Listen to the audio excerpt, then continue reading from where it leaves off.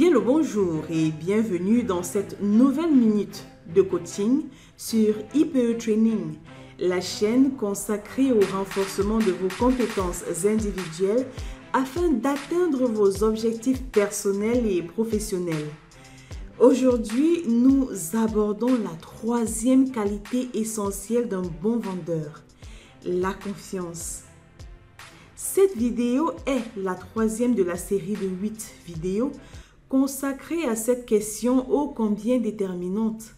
Si vous ne l'avez pas encore fait, je vous invite à vous abonner sur la chaîne pour ne rien rater de nos prochaines vidéos et n'oubliez pas de mettre un pouce si notre minute de coaching vous a édifié. Alors, top, c'est parti!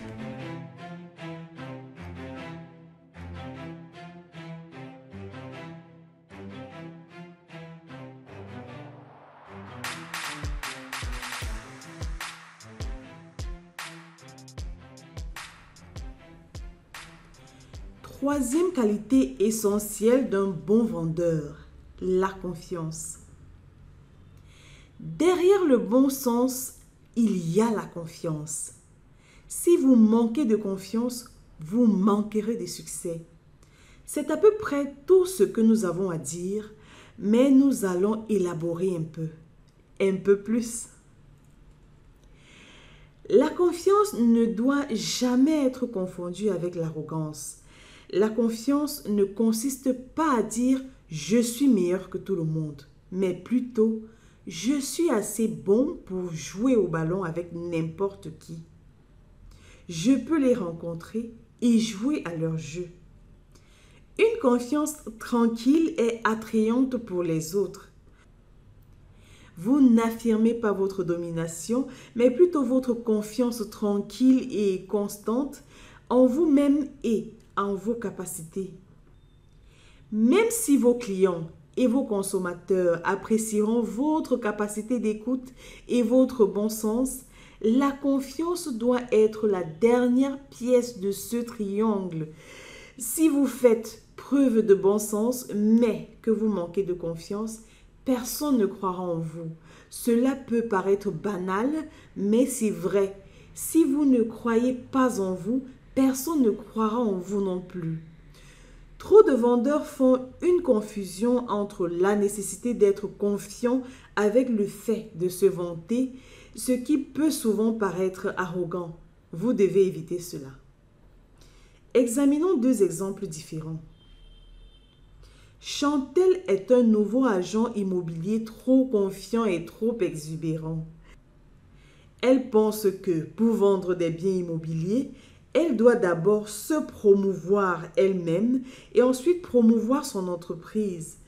Les gens lui ont toujours dit qu'elle était séduisante et intelligente et elle transpose ce savoir dans son entreprise.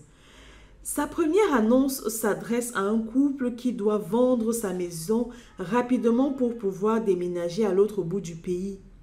Elle leur propose de mettre la maison en vente et leur dit qu'elle sait comment vendre et qu'elle fera le travail. Elle fait tellement preuve d'une certitude absolue que, en fait, elle leur dit que même si le marché a chuté, elle est assez bonne pour vendre leur maison rapidement, quoi qu'il arrive. Le problème, c'est que ce couple n'est pas le seul client de Chantel. Elle s'occupe de cette vente en s'occupant d'autres aussi. Conséquence, elle a peu de contact avec le couple qui vend sa maison et lorsqu'il la contacte, soit elle oublie de les rappeler, soit elle répond rapidement à leurs questions et raccroche le téléphone pour reprendre son travail. 3 mois plus tard, Chantel est déçue de constater que non seulement la maison n'a pas été vendue, mais qu'elle a aussi perdu ses clients. Où sont-ils allés? Eh bien, ils se sont tournés vers Shoshana. Shoshana, qui est également un nouvel agent, rencontre le même couple après qu'ils aient retiré leur confiance en Chantel. Ils racontent à Shoshana les problèmes qu'ils ont eus avec Chantel et lui indiquent qu'ils ont eu le sentiment que l'excès de zèle de Chantel était mal placé. Ce qu'ils ne disent pas, c'est qu'ils pensent que Chantel était arrogante et qu'il était difficile de lui parler. Shoshana, en revanche, est honnête avec le couple. Elle dit qu'elle est nouvelle, mais elle a beaucoup étudié et dispose d'un meilleur réseau de soutien dans son bureau. Elle dit que le marché a pris un tournant à la baisse, mais promet de faire de son mieux pour vendre la maison rapidement dans ce marché difficile. Au cours du mois prochain, Shoshana organise 2 journées portes ouvertes, reçoit plusieurs appels téléphoniques et une réunion supplémentaire en face à face avec ses clients. La maison se vend en 4 semaines et tout le monde est content. Chantel a-t-elle ruiné la vente pour elle-même? Shoshana a-t-elle obtenu la vente parce qu'elle était confiante mais pas arrogante? Il serait impossible de le dire, car le secteur de la vente peut être inconstant et imprévisible.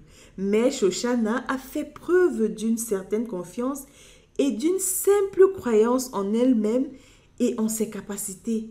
Mais elle n'a pas fait preuve d'arrogance. L'arrogance peut être décrite au mieux comme une fierté dominatrice, tandis que la confiance est une croyance en soi et en ses capacités. Elle est subtile, mais constante. Si vous vendez quelque chose, il vous incombera d'apprendre à cultiver la confiance et non l'arrogance.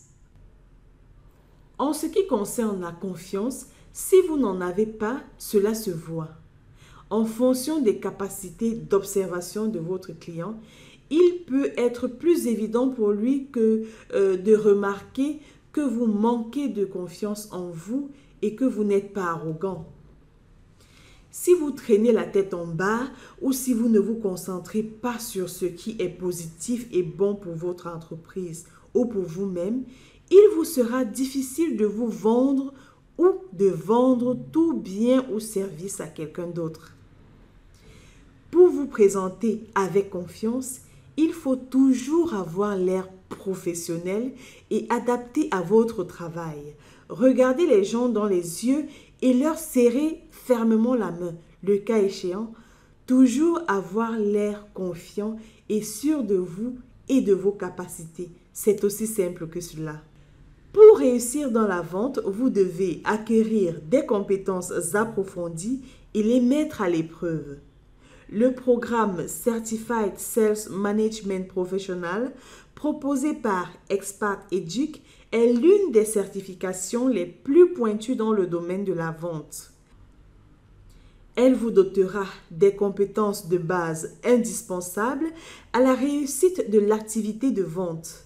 Des questions essentielles comme comment trouver votre marché, comment travailler la vente, comment décrocher la vente, que faire après la vente, comment assurer la répétition de la vente auprès des mêmes clients, comment affiner ses techniques de vente, comment faire face au non et au rejet, comment utiliser les compétences de vente dans des secteurs non commerciaux à des questions stratégiques comme la planification de la vente et les prévisions de vente sont abordées dans ce programme.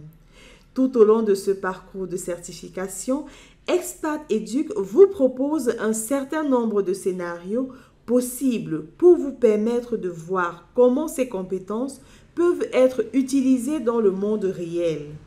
Vous avez également des exercices que vous pourrez faire pour améliorer et affiner vos compétences de vente actuelles.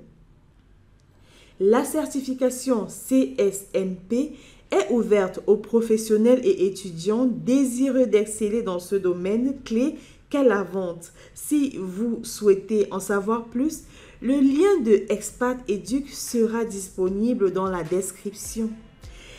Dans la prochaine vidéo, nous parlerons de la 4e qualité d'un bon vendeur. Alors, abonnez-vous à notre chaîne et mettez un pouce si vous avez aimé cette vidéo. À bientôt. Ciao, ciao.